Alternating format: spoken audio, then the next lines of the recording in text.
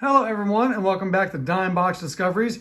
It's been a little while because I haven't been able to make it out to a show in quite some time. So what I have for you today is a little bit different.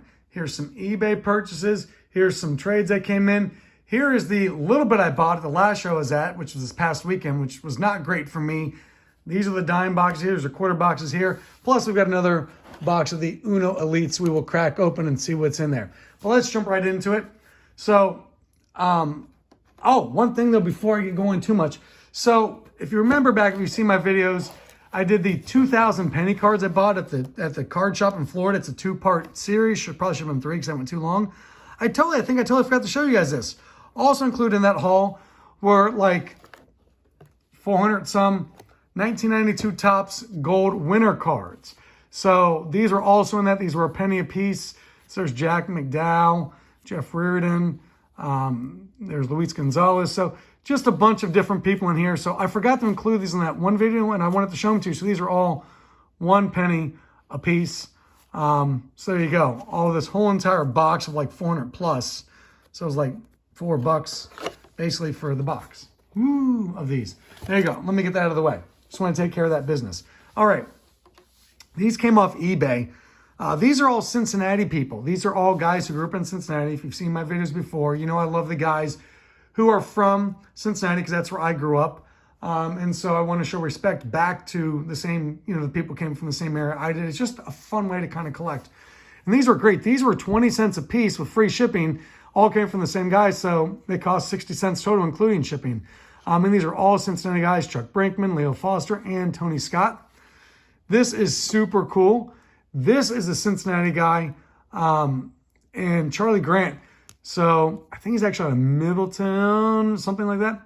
But anyway, beautiful, beautiful set done by Greg Kreindler, a guy who I follow on social media who's a baseball artist. One of my most favorite baseball artists. He does stuff that is insane. His Mike Trout painting that he did is insane. So if you want to find him, and he did this whole entire series. It's a whole entire series on Negro League players. It was a fundraiser for the Negro League's Hall of Fame. So he did like a bunch of these, like 100 plus paintings that got turned into cards. So there's his name, Greg Kreindler, if you want to check him out on social media. So that's a really cool Cincinnati card, really exciting. And then check it out from Hamilton Joe Nuxall.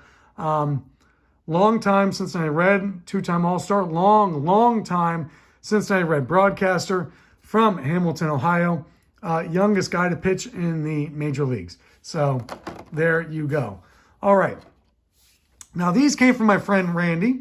You'll see Randy comment in the videos. And here's one of the things I love about Randy is when I say something that's incorrect, Randy will politely correct me in the comments. And actually I like that, guys. If I say something wrong or have something right, but a little bit might be slightly misinformation, feel free to comment and say, hey, Jeff, you said this, and this that were correct, but this other thing I think may be incorrect, and this may be the way it goes. I'm fine with that. Tell me. Or if I say something, you go, hey, that's really cool information. I have this other information. Please do that. Jump in. Anyway, here's what I love about Randy. Randy is a history buff, as well as I am. So Randy sent me these. These are 1955 Bowman, and he made sure to mention something very specific. So this is super cool, and this is really where baseball cards are really a part of the pop culture and part of the history of things. So 55 Bowman, these are the obviously it's a TV, it's a color TV. And you're going, okay, cool, what's so big about that? Randy points out, and he's correct, the first color TVs were made in 1954 in Bloomington, Indiana, in a plant in Bloomington, Indiana.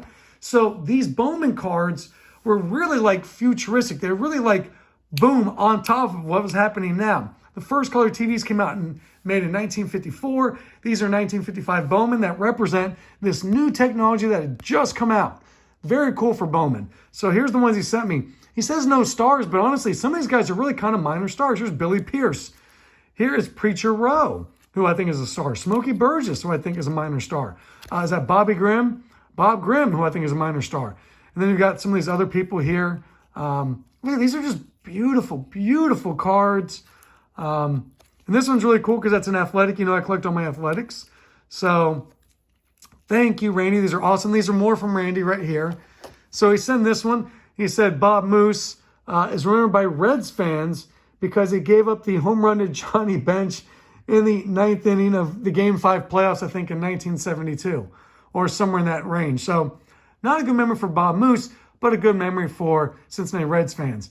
Bill Singer, he says, is the guy who started the very first game for the Toronto Blue Jays in Toronto Blue Jays history. That is very cool. Also, he says it's a high number. I didn't know 1973's had high numbers, but there you go. And then he sent this along because he just thought the sideburns are really cool. And Randy is correct. Those are really cool sideburns. If you don't follow Mac Wax Stacks, that's my friend BK. He's got a collection of really cool mustaches. So they're stashes. So here's some sideburns for you. And then this is a 1954 Bowman. And he says he gave up Frank Robinson's first Major League home run. So there you go. Here's that. Now, Randy sent me these two things also. These are really cool. Is this a top super? I think it's a top super. It's a rookie card of Calvin Hill. And I'm going to argue something Randy said. Randy said that Calvin Hill is, in his mind, the greatest player from Yale to play in the NFL. Guy played at Yale. There it is at Yale. Also super card because it's super cool because it's super big. See, like this is the size. Rookie card for Calvin Hill. Had a really nice career in the NFL and everything. And then this is why this is really cool to me too. I love the USFL, and I kind of really am intrigued by the WFL, another side league that showed up in the mid-1970s. This is super cool. He sent me this. This is the schedule for the 1975 Jacksonville Express of the WFL. And why did I put these two together? Because Calvin Hill left the NFL to go play in the WFL, left the NFL for the WFL to become a running back there because it was lured by big money. Went and played, I believe, for the team in Hawaii. They were like the Hawaiian Islanders or something. Nice original name. But he blew out his knee or something and didn't really get to play that much. Now, two things of note with Calvin Hill. This is something Randy sent me previously that I love. It's the Martin Nance poster. And you go, Jim Nance poster. And you go, why are these two guys relevant together? Well, because Calvin Hill left the NFL for the WFL, got hurt, and then eventually went back to the NFL. Jim Nance was retired, came out of retirement for the WFL, and eventually became the WFL's all-time leading rusher. So two guys that both played in the WFL. That is the connection from two different trades he sent me. I don't know if Randy knows that connection. That is deep. All right. Now, here we go. Let's go to the dime box from the show this weekend I was at. This is literally all I bought. The dime boxes, for the most part, should have been penny boxes. The quarter boxes should have been dime boxes. And even in the penny boxes, I wouldn't have bought most of the cards that were in there. Anyway, I did find some cool stuff in the dime boxes. A couple of Kellogg's from 1982. Very cool there. I love guys in their college uniforms. Plus, it's Josh Booty. So, low maturity level for my guy, BK. So, I like some of the guys in their college uniforms. And there's an Elway, and then guess what? Here's another Elway. I mean, not really, but kind of yes. This is really cool. This is a Dieter Brock rookie card, technically, but Dieter Brock by this point was in his mid-30s. He was brought in to the Rams in 1985 to be the starting quarterback. But Dieter Brock actually lit up the Canadian League. Look at these numbers he put up with the Winnipeg, with Winnipeg there. Look at this. Back in the early 80s and 70s, man, this is like what the Chargers were doing with Dan Fouts. There's 4,000+ yards consistently, 30 touchdowns. And then he came and played for the Rams as an NFL rookie, so to speak. By this point, he was 34 years old. So that's a really cool, it's a rookie card, technically, Dieter Brock. Now, speaking of Canadian football, the guy had actually some Canadian football in his dime box. So I did pick some up just because you never really see it. So I thought it was kind of cool. Nobody of note in here. I was looking for, there's a couple Canadian cards that are big. Like Dwayne "The Rock" Johnson has a Canadian football card. Flying Brian Pillman of wrestling fame as well in Miami University has a rookie card in Canadian football. Neither one of those. So, and then Stan Gelba, who is the World League MVP. So this was the World League where they actually did play all around the world as opposed to the WFL, World Football League, when they really kind of played mostly in the U.S. So we've got Canadian, we've got oddball leagues all over the place here. Picked up some clean cards that might be good for trades of Charlie Joyner, 1984. Rick Carlos kicked for the University of Cincinnati. Plus, it's just really cool to see the 1 bar. Oh, he does have the 2 bar. There you go. I'm working all the 1,000 yard club cards through all the different years, so picked up a couple of those. These cards are just really nice in shape. These are 81s, right? 82s, Lynn Dickey, Don Strock. There's my good trade bait. Sheldon White played for Miami University. Go Redhawks. So did Sherman Smith. Now, Gary Fensick, I picked this up because I chuckled when I saw it because, Randy said that Calvin Hill is the greatest player all time to come out of Yale.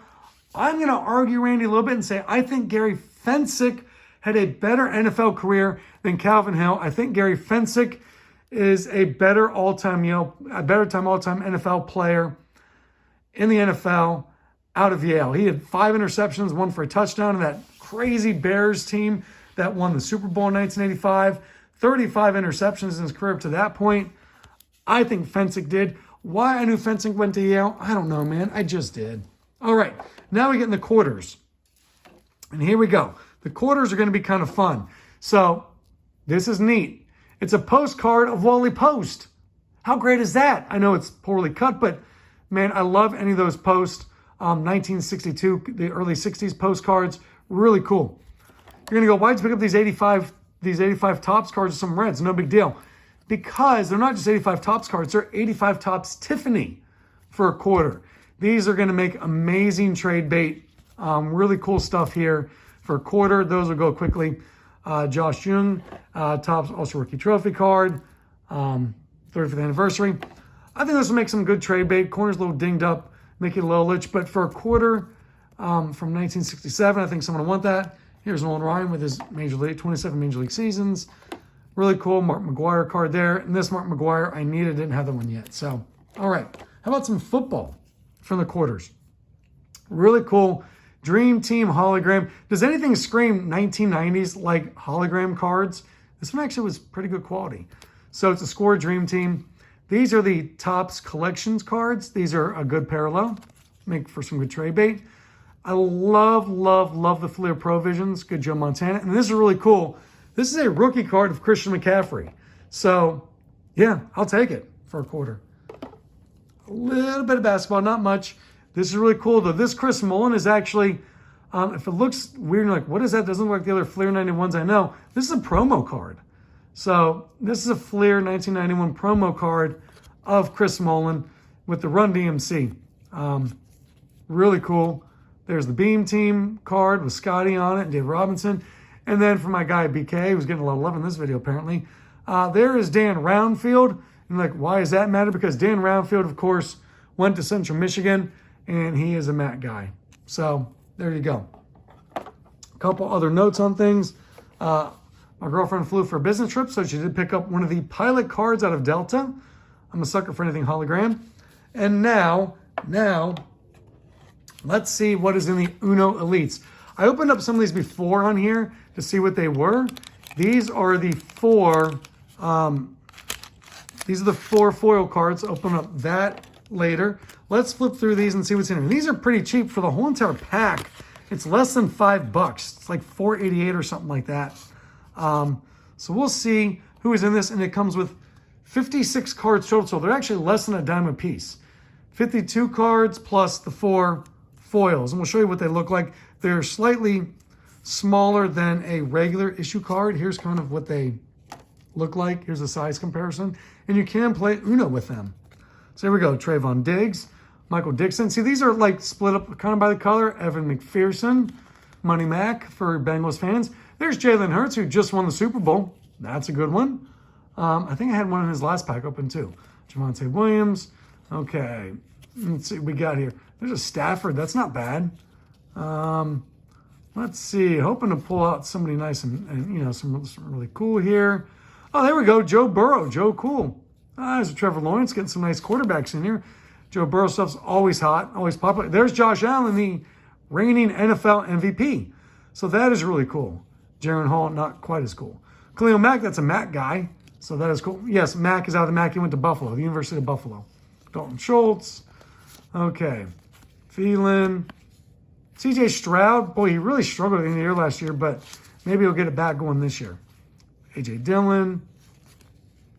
All right, let's see here. We got ETN. There's Justin Herbert. Boy, a lot of Cooper Kupp. That's a nice one. A lot of quarterbacks in this thing, man. Bryce Young as well. Maybe he gets it going. We'll see. You know, he really, actually, if you go back and look, he really had a nice end of the year. So maybe he's kind of figuring out. George Kittle, obviously a very good player. Let's see here. Move a little faster. Jason Kelsey, there you go. Retired guy. Going to head in the Hall of Fame. University of Cincinnati player. Is a surefire Hall of Fame without doubt. There we go. There's Christian McCaffrey as well. Cade Otton. Okay, Tyler Bass. Will Levis. We're not going to put Will Levis up with the other quarterbacks. He'll stay back here. All right. Oh, Mike Evans. There we go. As a Bucs fan, that is freaking awesome. Geno Smith, Aaron Rodgers. I mean, a lot of quarterbacks in this thing, man. A whole lot of quarterbacks. There's Travis Kelce. So we got Jason and Travis both. Deshaun Watson. We're gonna bury Deshaun Watson in the very, very back and pretend we didn't see that. There's Dak, who just restructured his deal. Very cool. All right. So actually, better packed than the last one I got. Now, these are 4 foil cards. They're basically these, but they're coming like different versions. And I did the math one time to tell how many different cards or different variations. And so they're like 2,000 something total cards with all the different color variations. So here we go. I mean, I'd love to see like a Burrow or a Chase or something like that in the foil. Okay, nothing there. Oh, Max Crosby just signed a big deal. That's kind of a cool one. Brandon Cooks, and Dawson Knox. That's different because we have a different Dawson Knox in here, and it didn't look quite the same, I don't think. So, all right. That is very cool. So anyway, that is what I have for you. Thank you all for watching. Hoping to get to a show in the next couple weeks. And actually, what I'm going to really do, I think, since you've sat here and watched me collect a lot of these cards, I've actually finished a lot of sets, and they've gone in binders. Well, I feel like I'm kind of like shorting you guys by not showing you the finished sets. So at some point, I'm going to start pulling out the binders, flipping through and showing you all the different sets and stuff I collected. So anyway, thank you all for watching. As always, enjoy the hobby as you see fit. Spend the money that you see fit. Collect what you love and you'll never overpay. Well, maybe you will, but anyway, be good to each other. See y'all later.